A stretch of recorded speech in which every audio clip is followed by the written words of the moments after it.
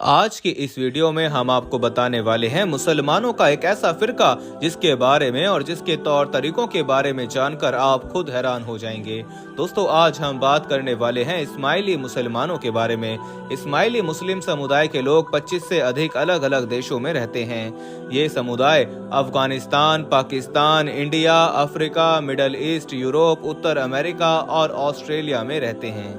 इस वक्त पूरी दुनिया में इस्माइली मुस्लिम समुदाय के लोगों की जनसंख्या 1.5 करोड़ के करीब है।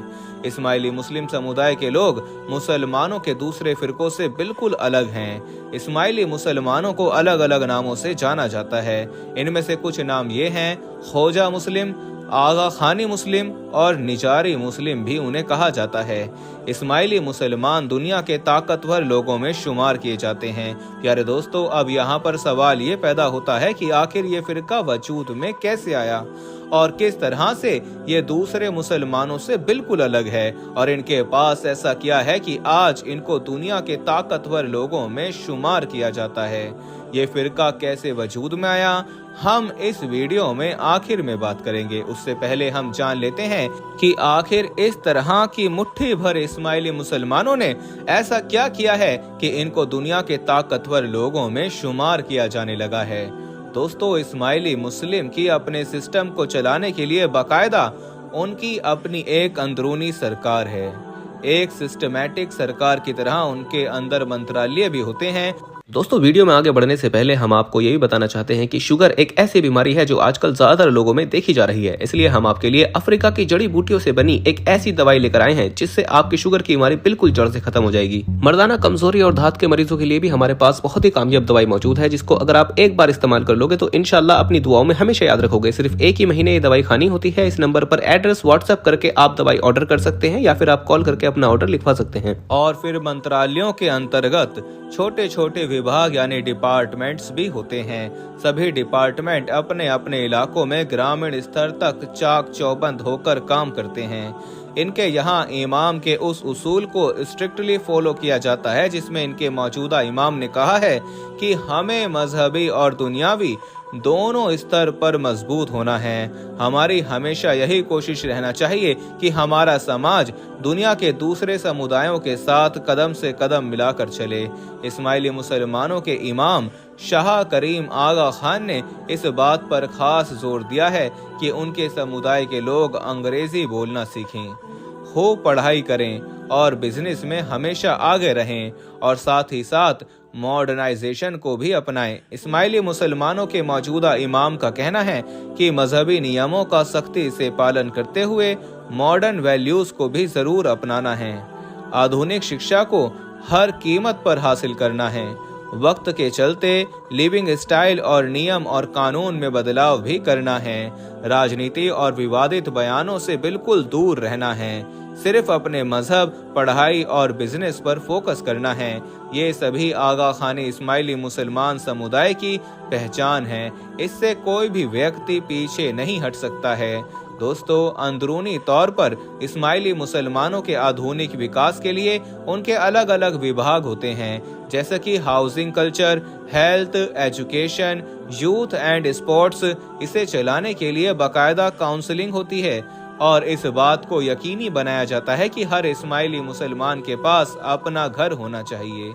इसके लिए वो कोऑपरेटिव बनाते हैं जिसके तहत वो सभी को घर देते हैं। बिजनेस के लिए भी उनका यहाँ पर एक डिपार्टमेंट है जिसे इकोनॉमिक प्रोग्रेस बोर्ड कहते हैं। सभी इस्माइली इसमें रजिस्टर्ड होते हैं, जिसमें सभी को बताया जाता है कि आने वाले 20 सालों में कौन सा बिजनेस फलेगा फूलेगा, किस बिजनेस में पैसा लगाएं और कहां ना लगाएं, इस बिजनेस को करने के लिए कौन सी पढ़ाई करें, कौन सी ट्रेनिंग कहां से लें। कोई भी बिजनेस शुरू करने और उसे कामयाबी की बुलंदी तक पहुंचाने के लिए भरपूर मदद की जाती है, और time to time community development के लिए सेमिनार्स होते रहते हैं। दोस्तों, ध्यान से सुनते रहना। इस्माइली मुसलमानों ने अपने सिस्टम को कितना मुस्तहकम और कितना मजबूत बनाकर रखा हुआ है। इनके बच्चे जब 5 साल के हो जाते हैं तो उन्हें मजहबी शिक्षा दिलाने के लिए जमात खानों में भेजना जरूरी होता है।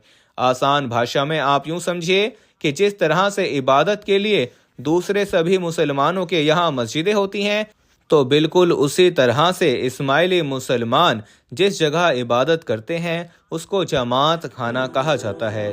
तो ये अपने बच्चों को उन्हीं जमात खानों में भेजते हैं ताकि वो इस्माइली मुसलमानों के सभी तौर तरीकों को सीख लें। इसके लिए नर्सरी, केजी, पहली क्लास, दूसरी क्लास और तीसरी क्लास और इस तरह से 7वीं क्लास तक इनके यहाँ पर पढ़ाई की जाती है। इस्माइलियों को यहाँ फिजूल खर्चे की सख्त मनाही होती है और यही वजह है कि आज भी निकाह लाजमी तौर पर जमात खानों में ही होते हैं। निकाह के बाद कोई भी बड़ा फंक्शन नहीं रखा जाता है, अमीर हो या गरीब हो। निकाह के बाद सभी को एक एक चॉकलेट्स दी जाती हैं और किसी भी तरह का कोई भी पार्टी या कोई भी फंक्शन नहीं किया जाता है। इस्माइली मुस्लिम कभी अपने विवादों को लेकर अदालत में नहीं जाते हैं। कानूनी मसाइल को सॉल्व करने के लिए भी इनके पास अपना खुद का एक डिपार्टमेंट बना हुआ है। वो अपने विवाद इसी विभाग में सुलझाते हैं। इनके यहाँ तलाक या लेन देन के तमाम मसले सुलझाने के लिए इसी डिपार्टमेंट में जाते हैं। पूरी दुनिया में इस्माइली मुसलमान आगाह खान डेवलपमेंट नेटवर्क फाउंडेशन के जरिए बहुत सारे सोशल वेलफेयर के काम करते रहते हैं। बस्तियां बसाते हैं, डैम बनाते हैं, सड़कें बनाते हैं, विकास के कार्य भी करते हैं और साथ ही साथ ऐतिहासिक इमारतों की मरम्मत भी करते हैं। तो दोस्तों, ये थे इस्माइली मुसलमानों के कुछ उसूल जिनकी वजह से इनका एक ताकतवर गिरोह शुमार किया जाता है। दोस्तों, अब बात कर ली जाए कि इस्माइली मुसलमान दूसरे मुसलमानों से कैसे अलग होते हैं। प्यारे दोस्तों, इस्माइली मुसलमान रमजान के रोजों को नहीं मानते। उनका मानना है कि साल के 365 दिन खुदा के लिए ही होते हैं। खुदा के लिए सिर्फ एक ही महीना क्यों, रोजा आप कभी भी रख सकते हैं। इस फिरके में किसी से मिलने पर आदाब या अस्सलामु अलैकुम नहीं कहा जाता है, बल्कि ये लोग अस्सलामु अलैकुम की जगह या अली मदद कहते हैं और जवाब में वालेकुम अस्सलाम की जगह मौला अली मदद कहा जाता है। इस्माइली मुसलमानों को यहाँ इबादत करने के लिए मस्जिदें नहीं होती हैं, बल्कि इनके यहाँ पर जमात खाने होते हैं। इन जमात खानों में इस्माइली मुसलमानों के सिवा किसी को जाने की इजाज़त नहीं होती है। यही नहीं, जमात खानों में औरतें और मर्द एक साथ ही बैठकर इबादत करते हैं। इस्माइलियों के यहाँ नमाज नाम की कोई चीज़ नहीं होती है, बल्कि ये लोग 5 वक्त की नमाज की जगह 3 वक्त की दुआ करते हैं, सुबह, दोपहर और शाम। सुबह 5 बजे और शाम को 7 बजे दुआ करते हैं और शाम को 2 दुआएं एक साथ होती हैं, जिसमें एक दुआ दोपहर वाली शामिल होती है। यानी कि दोपहर और शाम की दोनों दुआएं ये लोग एक साथ ही करते हैं, और वो इसलिए क्योंकि दोपहर का वक्त काम धंधे पर लगने का होता है। इसी टाइम पर मीटिंग होती हैं, कॉलेज और स्कूल का वक्त भी होता है। किसी का भी दुनियावी कोई काम ना रुके, वो तरक्की कर सके, इसीलिए दोपहर की जगह शाम को ही एक ही वक्त में 2 दुआएं की जाती हैं। उनका मानना यह है कि दुनिया को एक साथ लेकर चलने की हिदायत होती है, इसीलिए वो ऐसा करते हैं कि 2 दुआएं शाम को एक साथ ही करते हैं। अगर बात नमाज की जाए तो नमाज घर के बाहर, पार्क, पहाड़, जंगल, बस, ट्रेन और जहां पाक साफ जगह मिल जाए वहां पर अदा की जा सकती है। लेकिन इस्माइली मुसलमानों की दुआ सिर्फ और सिर्फ जमात खाने में की जा सकती है, कहीं और पर नहीं की जा सकती। इस्माइली मुस्लिम एक ऐसा समुदाय है कि जिनके यहाँ पर इमाम का कहा आखिरी कहा है। कुरान की तफसीर को ये इमाम के जरिए ही मानते हैं।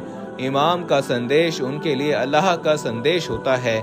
इस्माइलियों के यहाँ ना तो कोई हज करता है और ना ही जुमा को ये मानते हैं। इनके यहाँ बुरखा और जालीदार टोपी भी नहीं पहनी जाती है। दोस्तों, अब बात कर लेते हैं इस फिरके के वजूद में आने की। दोस्तों, जैसा कि हम सभी जानते हैं कि मुसलमान बड़े पैमाने पर 2 ही फिरकों में बटा हुआ है। एक है सुन्नी और दूसरा है शिया। शिया हजरात दलील के तौर पर एक हदीस को बयान करते हैं, जिसका मतलब ये है कि मक्का और मदीना के बीच गदीर के मैदान में हजरत मोहम्मद मुस्तफ़ा सल्लल्लाहु अलैहि वसल्लम ने हजरत अली रज़ी अल्लाह तआला अन्हु का हाथ पकड़कर उन्हें अपने जानशीन होने का ऐलान किया था। आपने कहा था कि मैं तुम्हें कुरान और अपना वारिस दे रहा हूँ। इसके बाद से ही मुसलमानों में दो फिरके बन गए, एक सुन्नी और एक शिया। सुन्नियों के मुताबिक हजरत मोहम्मद मुस्तफ़ा सल्लल्लाहु अलैहि वसल्लम के बाद 4 खलीफा हुए, लेकिन शिया समुदाय के लोग खलीफा को नहीं मानते हैं, बल्कि वो इमाम को मानते हैं और वो पहला इमाम हजरत अली को मानते हैं। शियाओं के मुताबिक हजरत अली को लेकर 12 इमाम हैं। फिर शियाओं में भी दो बड़े फिरके हुए हैं, एक है इस्ना अशरी और दूसरा है इस्माइली मुस्लिम, जिनको आगा खानी या खोजा मुस्लिम भी कहा जाता है। 5 इमाम तक तो ये दोनों शिया फिरके एक ही थे। फिर छठे इमाम हजरत इमाम जाफर सादिक रज़ियल्लाहु तआला अन्हु के बाद इन दोनों गुटों में विवाद शुरू हुआ। ये विवाद हजरत इमाम सादिक के बड़े बेटे इस्माइल बिन जाफर और दूसरे बेटे मूसा कासिम की इमामत को लेकर हुआ था। जिन लोगों ने हजरत इमाम जाफर सादिक के बड़े बेटे हजरत इस्माइल बिन जाफर को अपना इमाम माना, वो इस्माइली मुस्लिम कहलाए, और जिन्होंने छोटे बेटे मूसा कासिम को अपना इमाम माना, वो इस्ना अशरी कहलाए। इस्ना अशरी फिरका ही 12 इमामों को मानता है। आप सल्लल्लाहु अलैहि वसल्लम की इस दुनिया से पर्दा फरमाने के बाद सुन्नियों ने हजरत अबू बकर सिद्दीक को अपना खलीफा माना, उसके बाद खलीफा उमर, फिर खलीफा उस्मान और आखिर में शेर खुदा हजरत अली को खलीफा माना। सुन्नियों के मुताबिक ये चारों के चारों खलीफा कहलाए। तो प्यारे दोस्तों, हम उम्मीद करते हैं कि आपको आज की इस वीडियो में मुसलमानों के एक अजीब फिरके के बारे में पता चला होगा, जिसको इस्माइली समुदाय या इस्माइली मुसलमान कहा जाता है। खोजा मुसलमान या आगा खानी मुसलमान भी इन्हें कहा जाता है। तो हम उम्मीद करते हैं कि आपको आज की ये मालूमात बेहद पसंद आई होगी और आपको इस वीडियो से बहुत कुछ सीखने को मिला होगा। तो हम मिलते हैं अगली वीडियो में, तब तक के लिए अस्सलामु अलैकुम, अल्लाह हाफिज।